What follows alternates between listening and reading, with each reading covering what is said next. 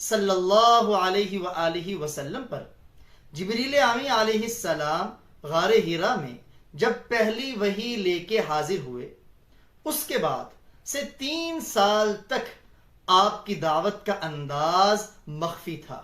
انفرادی طور پر ملاقات کر کے اپنے زیادہ قریبی لوگوں کو آپ نے دعوت اسلام دی، چونکہ مکہ کے اندر شرک کا دور دورہ تھا، ضلالت، گمراہی، جہالت اس کا چرچا تھا، اور ہوتی بھی کیوں نہ، کیونکہ عیسیٰ علیہ السلام سے اب تک 5 صدیاں بیت چکی تھی، حق کی دعوت تو ملی نہیں تھی۔ اسی وجہ سے تو خانہ خدا میں 360 ہاتھوں سے بنے بت رکھ دیے تھے۔ اس اللہ کو چھوڑ کر یا اس کے ساتھ ملا کر کئیوں کو اور پکارا جانے لگا، سجدہ کیا جانے لگا۔ ایسے وقت میں ایک نئی دعوت، اللہ کی توحید کی دعوت کتنی مشکل ہوگی، آپ اس سے بخوبی واقف ہوں گے۔ چنانچہ آپ نے جو دعوت دی، سب سے پہلے مردوں میں کلمہ پڑھنے والے ہیں سیدنا ابو بکر صدیق رضی اللہ تعالیٰ عنہ۔ جو ہی کلمہ پڑھا تو انہوں نے پیارے نبی صلی اللہ علیہ وسلم کے مشن کو اپنا مشن بنا لیا، یعنی لوگوں کو اللہ کی طرف بلانا۔ چنانچہ آپ نے اپنے اس مشن کا اعلان یوں فرمایا، قل، اللہ فرما رہے آپ کہیں، ہذہ سبیلی، یہ میرا راستہ ہے، ادعو الی اللہ، میں لوگوں کو اللہ کی طرف بلاتا ہوں، علی بصیرہ، بصیرت کے ساتھ، انا، میں بھی یہی کام کرتا ہوں، ومن اتبعنی، اور جو میری اتباع کرنے والے ہیں، میرا کلمہ پڑھنے والے، ان کا بھی یہی مشن ہے۔ چنانچہ صدیق اکبر رضی اللہ تعالی عنہ اسی مشن کو لے کے اٹھے، جس دن کلمہ پڑھا اسی دن جا کے دعوت کے عمل کو شروع کیا۔ 4 لوگوں نے پہلے ہی دن صدیق اکبر رضی اللہ تعالی عنہ کے ہاتھ پر اسلام قبول کر لیا۔ وہ کتنے بابرکت لوگ تھے؟ سیدنا عثمان غنی رضی اللہ تعالیٰ عنہ، سیدنا طلحہ رضی اللہ تعالیٰ عنہ، سیدنا زبیر رضی اللہ تعالیٰ عنہ، اور سعد بن ابی وقاص رضی اللہ تعالیٰ عنہ۔ یعنی یہ 4 صحابہ وہ ہیں جو 10 مبشرہ کے اندر شامل ہیں، یعنی افضل صحابہ میں سے، اور یہ صدیق اکبر کی پہلے دن کی نیکی ہے۔ اور دوسرے دن کلمہ پڑھنے والوں میں ابو عبیدہ بن جراح رضی اللہ تعالیٰ عنہ، عبد الرحمن بن عوف رضی اللہ تعالیٰ، یہ بھی 10 مبشرہ میں سے، یعنی 10 وہ صحابہ جن کو آپ نے ایک ہی مجلس میں جنت کی خوشخبری دی، ان میں سے 6 لوگ وہ ہیں جو سیدنا صدیق اکبر رضی اللہ تعالیٰ عنہ کی کمائی ہیں، آپ کے ہاتھ پہ اسلام قبول کرنے والے۔ اور اس وقت اسلام قبول کرنا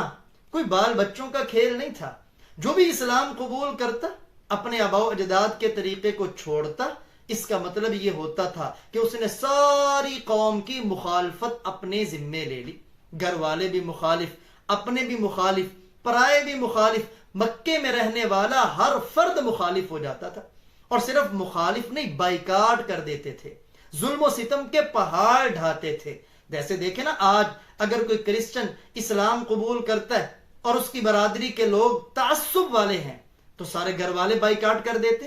رشتہ دار بائیکاٹ کر دیتے، پوری برادری ان کی بائیکاٹ کر دیتی۔ لیکن اللہ جزائے خیر دے امت مسلمہ کے ان افراد کو جو ایسے موقع پر ایسے نو مسلموں کا سہارا بنتے۔ تو سیدنا عثمان غنی رضی اللہ تعالی عنہ ابتداءً اسلام قبول کرنے والوں میں، اس لیے اللہ کا قرآن کہتا ہے والسابقون الاولون من المہاجرین، یعنی اسلام میں پہل کرنے والے، خواہ مہاجرین میں سے ہوں یا انصار میں سے ہوں۔ صحابہ کرام کے مختلف طبقات ہیں، ان میں سب سے اونچے مقام کے وہ صحابہ ہیں جو بدر سے پہلے اسلام قبول کرنے والے، وہ سب سے اعلیٰ ہیں، اور ان میں سیدنا عثمان غنی رضی اللہ تعالیٰ۔ اللہ کا قرآن کہتا ہے السابقون السابقون اولئک المقربون، اسلام میں جو پہل کرنے والے ہیں وہی اللہ کے قرب میں پہل کرنے والے ہیں، اور اللہ کے سب سے زیادہ قریبی لوگ، ان میں مقام ہے سیدنا عثمان غنی رضی اللہ تعالیٰ عنہ کا۔ بلکہ محاصرہ کے ایام میں آپ ایک دن جو بالا خانہ سے ظاہر ہوئے تو لوگوں کو مخاطب کر کے فرمایا، لوگوں، میں وہ شخص ہوں جس نے 4تھے نمبر پر اسلام قبول کیا، یعنی ان سے پہلے صرف 3 لوگوں نے اسلام قبول کیا، اور 4تھے نمبر پر اسلام قبول کرنے والے سیدنا عثمان غنی رضی اللہ تعالیٰ عنہ۔ اب جیسے دوسروں کو تختہ مشق بنایا جاتا تھا، کسی کو اسلام قبول کرنے کی پاداش میں کوڑے پڑ رہے،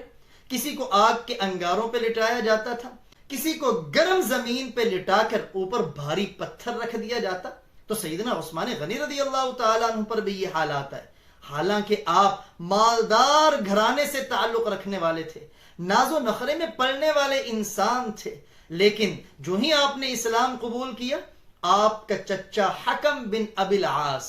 اس کو پتا چلا، اس نے ایک رسی سے آپ کو باندھ دیا اور باندھ کے کہنے لگا اس وقت تک تمہیں نہیں چھوڑوں گا جب تک تو نے نئے دین کو نہ چھوڑا۔ سیدنا عثمان غنی رضی اللہ تعالیٰ عنہ کیسے استقامت کے پہاڑ تھے۔ اللہ کا قرآن کہتا ہے ان الذین قالوا ربنا اللہ ثم استقاموا، یہ وہ لوگ تھے جب انہوں نے کہہ دیا نا کہ ہمارا رب اللہ ہے، پھر اس پر ڈٹ گئے، تتنزل علیہم الملائکہ، فرشتے اتر رہے، اللہ تخافوا ولا تحزنوا وابشروا بالجنۃ التي کنتم توعدون، ڈرنے کی ضرورت نہیں، غمگین ہونے کی ضرورت نہیں، خوش ہو جاؤ اس جنت کے ساتھ جس کا اللہ نے تم سے وعدہ کیا ہے۔ تو سیدنا عثمان غنی رضی اللہ تعالیٰ عنہ فرمانے لگے چچا جان، یہ روح تو بدن سے جدا ہو سکتی ہے، لیکن کالی کملی والے کا جو دامن پکڑا ہے نا، اب وہ دامن مرتے دم تک مجھ سے کبھی جدا نہیں ہو سکتا۔